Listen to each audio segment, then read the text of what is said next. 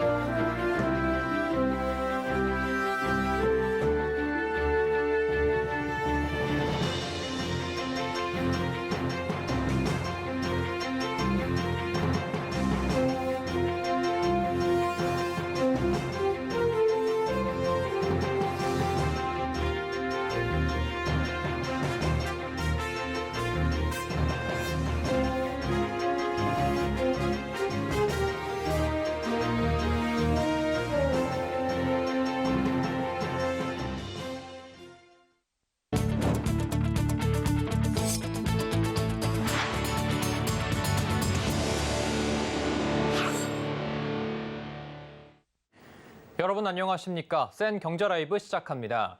자동차 시장에서 전동화 전환이 빨라지고 전력 다소비 시설인 데이터 센터가 늘어나면서 전력 효율화에 관심이 커지고 있습니다. 지난해 사명을 바꾸고 에너지 효율화 기업으로 선언한 SK엠무부가 전력 효율화를 미래 먹거리로 삼고 시장 공략에 나섰는데요. 김효진 기자입니다. SK엠무부가 전력 효율화 시장에 도전장을 냈습니다. 전동화 전환이 빨라지면서 내연기관 엔진오일 사업을 뛰어넘는 새 먹거리가 필요하기 때문입니다. 전기차와 전기차 배터리, 데이터 센터, 에너지 저장 장치 등 전기가 쓰이는 모든 곳의 전력 효율을 높이는 전력 효율화 사업에 나서는 겁니다. 전기차용 윤활유와 열관리 플루이드 시장에서 선점하여 에너지 세이빙 컴퍼니로서의 위상을 확고히 하고자 합니다. SK엠무부는 기존 기유와 윤활유 사업에서는 연비 개선을 통해 연료 효율을 높이고 전기차용 윤활유와 액침 냉각 등 신사업을 통해선 전력 효율을 높이겠다는 보관입니다. SK엠무부에 따르면 이제 시작 단계인 전력 효율화 시장은 2040년 54조 원 규모로 성장할 것으로 관측됩니다. 전기차용 윤활유는 모터를 냉각하고 기어의 마찰 저항을 줄여 전비를 향상시키는 역할을 합니다.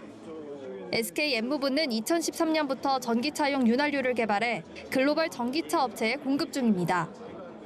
SK엠무부는 전력 효율화 시장의 또 다른 미래 먹거리인 열 관리에도 나섭니다. 차세대 열 관리 기술, 액침 냉각으로 데이터 센터에 열을 식히면 데이터 센터 전체 전력 효율을 30% 높일 수 있습니다. SK엠무부는 현재 SK텔레콤의 액침 냉각 방식을 시범 적용 중입니다. 여기에 최근 미국 PC 제조 및 IT 솔루션 기업 델 테크놀로지스와 MOU를 통해 아직 시작 단계인 액침 냉각 기술 상용화에 속도를 내고 있습니다. SK엠무부는 전기차용 윤활유, 열관리 시장 개척을 통해 글로벌 시장 공략에 속도를 낸다는 계획입니다. 서울경제TV 김유진입니다. 토스뱅크가 인터넷은행 마지막 주자로 전월세 대출 시장에 합류했습니다. 토스뱅크의 전월세 보증금 대출은 비대면 편의성뿐 아니라 안정성에 초점을 맞췄는데요. 신용대출 위주였던 기존 여신 포트폴리오를 다변화시켜 나가는 모습입니다. 민세원 기자의 보도입니다. 토스뱅크는 오늘 기자간담회를 열고 전월세 대출 시장에 출사표를 던졌습니다. 토스뱅크가 내놓은 전월세 보증금 대출은 대출과 동시에 주택금융공사의 반환 보증에 가입할 수 있는 게 특징입니다. 비대면 편의성에 안전성을 더해 잇따른 전세 사기 피해를 예방하기 위한 조치로 풀이됩니다. 전세 지킴 보증이라든지 등기 변동 알림 같이 더 안정적인 거주를 위한 청년들의 문제를 해결할 수 있는 기회라고 생각합니다.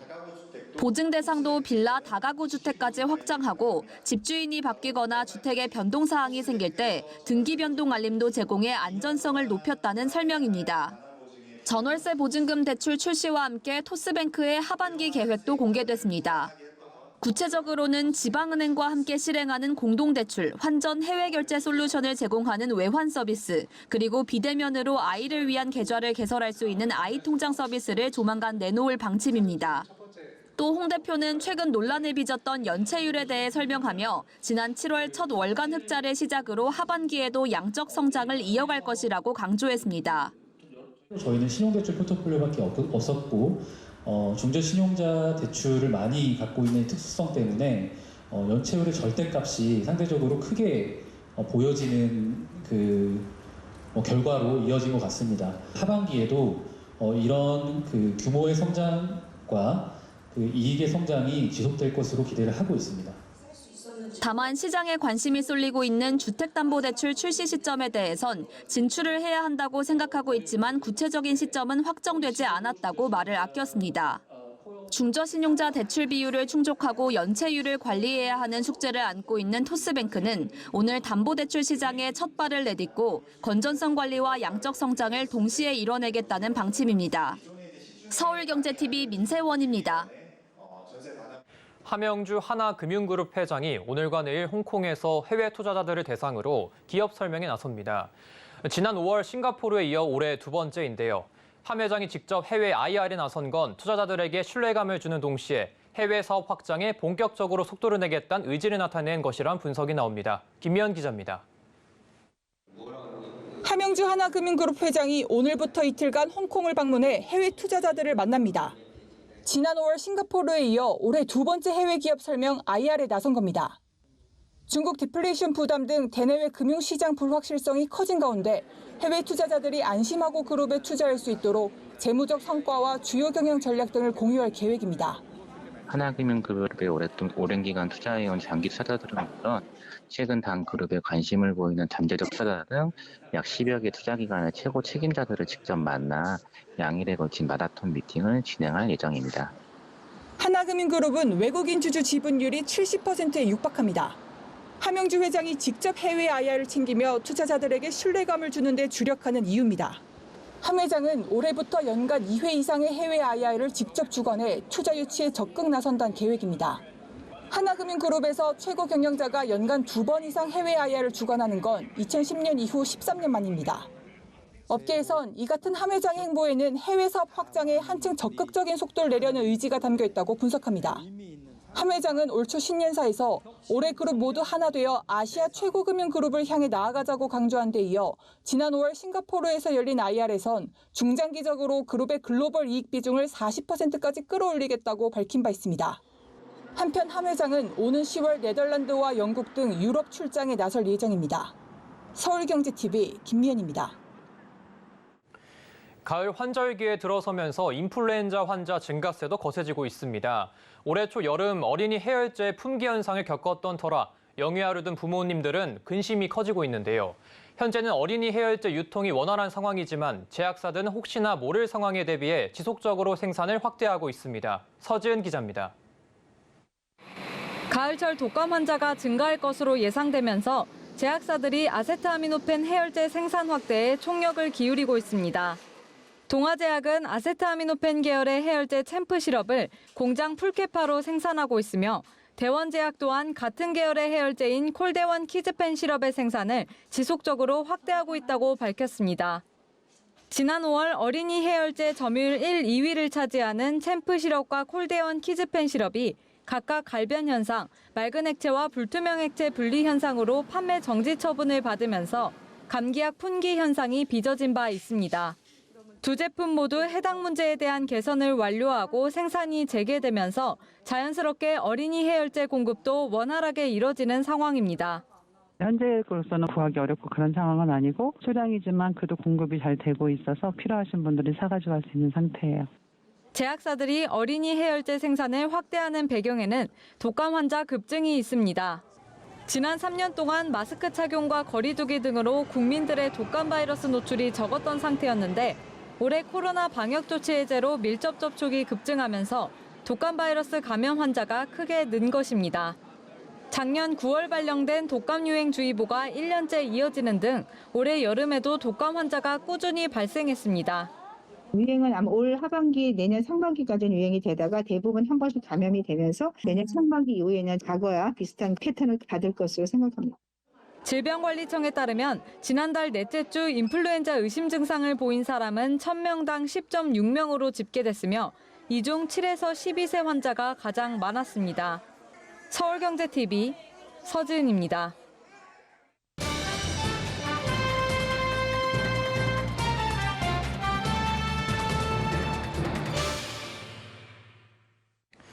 전동화 시대가 빠르게 다가오면서 세계 자동차 업계에선 혁신 기술을 앞세운 전동화 전략을 속속 내놓고 있습니다. 이 시장 선점을 위해 발빠르게 움직이는 모습인데요. 산업일보 박세아 기자와 자세한 얘기 나눠보겠습니다. 안녕하십니까? 네, 안녕하세요. 네, 독일에서 현재 국제 모터쇼가 열리고 있죠. 이 IAA 모빌리티 현장에 우리 기업들이 포함해서 이 글로벌 기업들도 초격차 기술을 공개하면서 눈길을 끌고 있다고 하는데 이 국내 대표 기업인 현대차와 기아가 불참한 가운데 현대모비스가 전동화 비전을 내놨죠. 네, 이 현대모비스는 유럽 시장을 공략하기 위해서 전동화에 승부수를 내걸었습니다. 지난달 폭스바겐의 대규모 배터리 시스템 수주 입찰에 성공한 바 있는데요. 이번 모터쇼에서도 현대모비스는 배터리 시스템과 동력 전달 시스템인 P-시스템 같은 전동화 핵심 부품, 또 차세대 샤시 기술, 커넥티비티 등 3대 솔루션으로 유럽 시장을 공략한다는 계획입니다. 현대모비스 글로벌 영업 담당 부사장의 이야기 들어보시죠. Mobis Mobility Move 2.0. Our next step in Europe, we are geared to reinforce our footprint in Europe's strategic automotive landscape. In this decade, we aim to increase our annual sales in Europe by more than 30% year over year. 전동화 핵심 부품 경쟁력을 키워오고 있는 모비스가 이번에도 혁신 경쟁력을 선보이면서 눈길을 끌고 있는데 어떤 기술들이 좀 있습니까? 네, 이 전동화 사업 경쟁력을 강화하기 위해서 고성능 전기차에 어울리는 800V 고전압 배터리 시스템, 그리고 3세대 P 시스템을 개발하고 있습니다. 또 엑스바이 와이어와 5G 기반의 V2X 통합 제어 기술도 소개를 했는데요. 엑스바이 와이어는 차량의 전장화 추세에 아주 필수적인 차세대 샤시 기술입니다. 조향이나 제동처럼 필수적인 기능을 모두 기계식에서 전자식으로 바꿀 수 있다는 걸 의미하고요. 이렇게 되면 차량 설계나 디자인, 공간 측면에서 자유도를 높일 수 있기 때문에 미래 모빌리티의 핵심 기술로 꼽힙니다. 여기에 레벨 4 자율주행 핵심 기술인 5G 기반 V2X 통합 제어 기술 개발에도 착수했습니다. 이 기술을 사용하면 차량과 외부 환경이라고 한다면 다른 차량이나 지능형 교통 시스템과 실시간으로 대용량의 데이터를 주고받을 수 있게 됩니다. 이 기술까지 융합한 텔레매틱스 신제품을 조만간 시장에 선보인다는 계획입니다. 네, 앞에 말씀드린 것처럼 국내 대표 자동차 기업인 현대차와 기아는 이번 위넨 모터쇼에는 불참을 했습니다. 앞서 전동화 전략을 내놓고 좀 차분하게 기술 개발을 하고 있는 것 같은데 맞습니까? 네, 이 현대차 기아는 여러 완성체 업체가 경쟁해야 하는 국제 모터쇼 대신에 이 주목도를 높일 수 있는 시장에 더 주력하는 모습입니다. 현대차는 중장기 전동화 전략인 현대 모터웨이를 마련한 바 있습니다. 2030년엔 전기자동차 200만 대를 판매한다는 계획인데요. 이를 위해서 향후 10년 동안 연평균 11조 원 수준의 대규모 투자에 나설 예정입니다. 미래 전기차 고객을 사로잡기 위한 기술에도 관심이 쏠리고 있는데요. 어떤 기술들이 좀 있습니까? 네, 이 현대 모터웨이에는 크게 통합 모듈러 아키텍처, 그리고 전기차 생산 역량 강화, 배터리 역량 고도화, 전 영역 밸류체인 구축 등이 있습니다. 지난 2020년 말에 전용 전기차 플랫폼 EGM프를 선보였는데요. 2025년에는 통합 모듈러 아키텍처 개발과 2세대 전용 전기차 플랫폼을 도입할 예정입니다. 통합 모듈러 아키텍처는 규모의 경제를 통해서 원가 절감 효과를 볼 수가 있습니다. 현재 플랫폼 중심의 개발 체계에서는 동일한 플랫폼을 쓰는 차종끼리만 부품 공유가 가능한데요. 통합 모듈러 아키텍처 체계에서는 전 차급 구분 없이 86개의 공용 모듈 시스템을 조합할 수 있습니다. 요즘 전기차 플랫폼에도 좀 관심이 크다고 하던데요. 네, 2세대 전용 전기차 플랫폼은 통합 모듈러 아키텍처 개발 체계의 핵심이 될 전망입니다. 기존 EGMF 플랫폼 같은 경우에는 중형 SUV급 차급이 중심인데요. 2세대 전용 전기차 플랫폼은 차급 범위가 소형부터 초대형 SUV, 픽업 트럭, 제네시스 브랜드 상위 차종까지 확대될 수 있습니다. 현대차는 2025년부터 2030년까지 현대차 4종, 제네시스 5종의 승용 전기차를 2세대 전용 EV 플랫폼으로 개발해서 내놓을 예정입니다.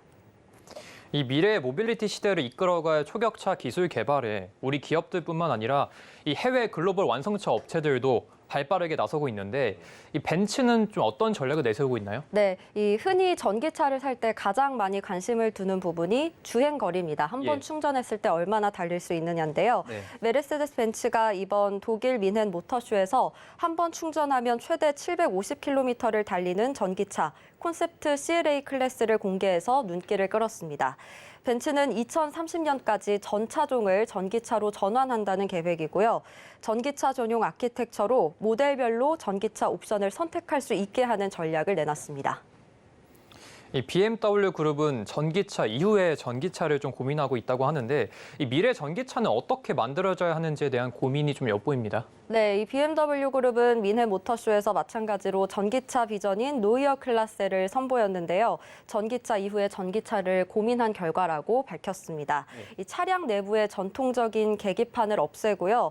차량 속도나 배터리 잔량의 정보를 차량 전면의 유리를 통해서 확인할 수 있게 했습니다. 이 운전석에 앉은 사람뿐만 아니라 차량 안에 있는 모든 탑승객과 소통한다는 의미를 담았고요. 또 최초로 원통형 배터리를 채택을 했습니다. 원통형 배터리 셀은 에너지 밀도가 20% 이상 높기 때문에 충전 속도와 주행 거리를 30%까지 늘릴 수 있다고 설명했습니다.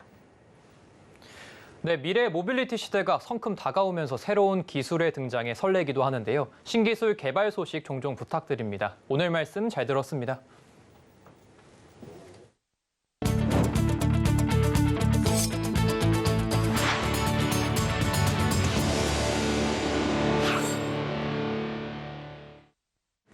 삼성물산 패션 부문의 남성복 브랜드 갤럭시가 올해 출범 40주년을 맞아 새로운 브랜드 정체성을 확립하며 변화에 나섰습니다.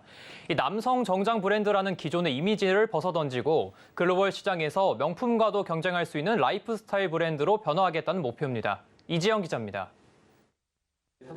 삼성물산 패션 부분의 남성복 브랜드 갤럭시가 출시 40주년을 맞아 글로벌 프리미엄 브랜드로 재도약에 나섭니다. 갤럭시는 올해로 론칭 40주년을 맞아 서울 용산구 한남동에 위치한 란스미어 플래그십 스토어에서 기자 간담회를 열고 새로운 브랜드 정체성과 콘셉트를 공개했습니다. 새로운 프리미엄 캐주얼 컨텐츠를 우리가 강화를 했고요. 국내의 대표 브랜드로서 갤럭시도 이젠 글로벌 수준의 브랜드가 되기 위해서 지금 많은 노력을 경주하고 있습니다. 갤럭시는 새로운 브랜드 정체성을 테일러드 엘레강스로 제시했습니다.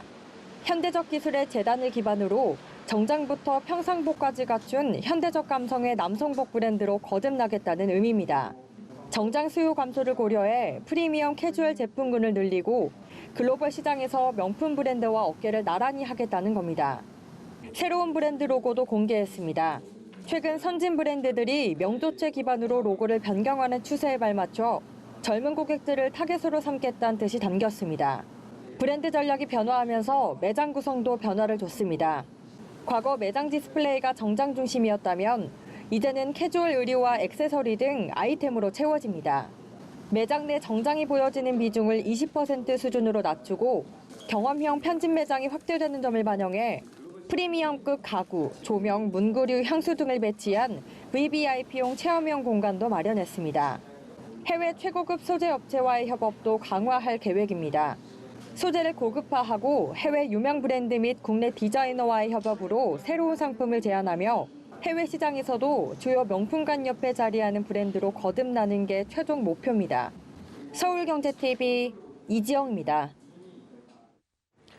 국경을 자유롭게 넘나드는 것을 뜻하는 크로스보더 이커머스 시장이 확대되며 글로벌 기업부터 국내 기업들까지 물류업계가 앞다퉈 관련 인프라 확대에 열중하고 있습니다.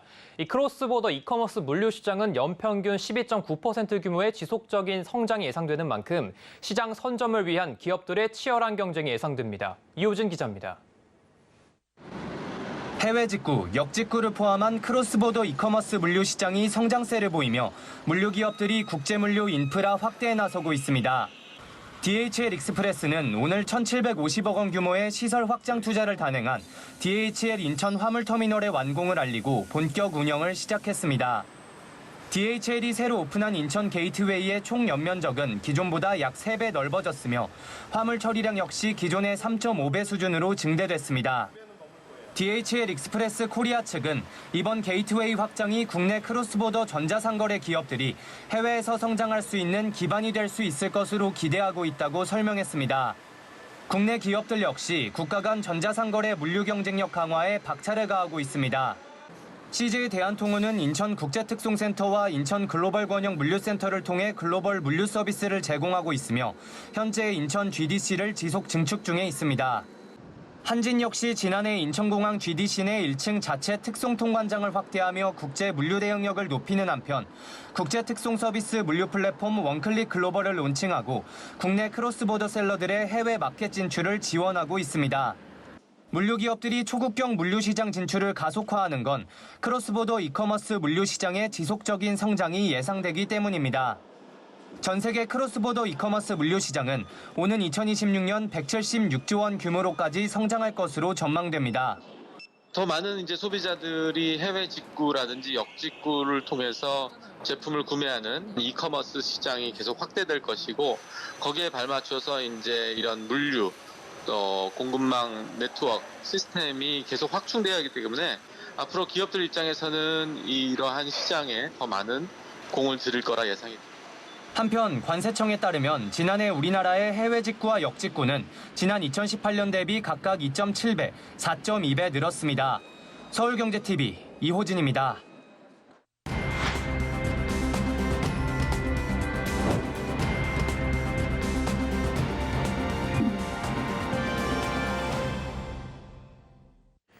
중소기업들이 경쟁력을 강화하기 위해 연구와 기술 개발에 총력을 기울이고 있는데요. 식용축산물 케이싱을 국내 최초로 유럽에 수출하며 글로벌 시장에 도전하고 나선 전라북도 정읍의 바이오 소재 전문 기업을 박민홍 기자가 다녀왔습니다. 혈액 응고와 혈전 방지에 사용되는 물질 헤파린. 끊임없는 연구와 기술 개발 끝에 국내 최초로 돼지 장기에서 헤파린 추출에 성공했습니다. 국내외 제약회사와 협력 체계를 갖추고 헤파린을 원료로 한 화장품도 개발했습니다. 돼지 내장을 얇게 만든 소시지 껍질 케이싱은 유럽 수출 1호를 기록했습니다. 알바니아를 시작으로 매년 550톤의 천연 케이싱이 유럽 시장에 나갑니다. 헤파린과 케이싱 이외에도 동물유래 의학 소재 개발 및 부산물의 안정적인 수급 기반 구축과 활용 가치 극대화를 위해 연구 개발에 매진하고 있습니다. 국내외 제약회사와 협력을 강화하여 시너지를 창출하고 연계사업 다각화를 추진 중에 있으며 전후방 산업의 상생 발전에도 기여할 수 있도록 최선을 다하겠습니다. 동물유래 의학 소재 개발과 부산물의 활용 가치를 높이기 위한 연구 개발로 특허 15건, ISO 인증 성과를 올렸습니다. 100억 원 투자 유치와 500만 달러 수출탑도 수상했습니다. 우수 중소기업인 전라북도 스타기업 자랑스러운 전북인 대상 선정 역시 주요 성과입니다. 돼지 내장을 활용해 의학 원재료인 헤파린을 추출하고 이 과정에서 나오는 부산물로 케이징을 만들어 수출하는 것은 혁신적인 연구의 결과물이라고 볼 수 있습니다. 세계 제약 및 식품 시장이 매년 크게 성장하는 것을 볼 때 이 기업의 전망은 매우 밝다고 보여집니다. 최근 수요가 증가하고 있는 헤파린 분리와 정제 기술, 바이러스 치료제 개발에도 심혈을 기울이고 있습니다. 관련 분야의 국내 전문가를 연구소장으로 영입하고 박사급 인력을 대폭 확충하고 나선 상황. 국내 원료 의약품 자금률이 코로나 바이러스를 기점으로 16.2%까지 감소했습니다. 원료 의약품 등록 제도를 기준으로 하면 국내 제조는 고작 7%, 28중에 불과합니다. 의학과 바이오 소재 연구 개발에 더욱 매진해서 시장을 확대해 나갈 계획입니다. 핵심 기술을 기반으로 고부가가치 수출 품목을 생산하는 우리 B&B. 도전을 두려워하지 않는 젊은 기업 우리 B&B가 글로벌 바이오 소재 시장의 새로운 히든 챔피언으로 떠오르고 있습니다. 서울경제TV 전북 박민홍입니다. 내년 1월 1일부터 만 0세 아동이 있는 가구는 매달 100만 원, 만 1세 아동이 있는 가구는 50만 원의 부모급여를 받게 된다는 내용의 아동수당법 시행령 개정안이 오늘 의결됐습니다. 교육부가 공교육 멈춤의 날 병가를 낸 교사들을 징계하겠다는 기존 입장을 공식적으로 철회했습니다. 교권 회복에 대한 사회적 공감대가 형성되는 만큼 공교육 정상화에 힘을 쏟겠다는 방침입니다. 정부가 오는 2027년까지 정보보호산업 시장 규모 30조 원을 달성하기 위해 관련 예산 1조 1천억 원을 투입한다고 밝혔습니다. 내년 봄 여름 패션 트렌드를 엿볼 수 있는 2024 SS 서울 패션 위크가 오늘 동대문 디자인 플라자에서 막을 올렸습니다.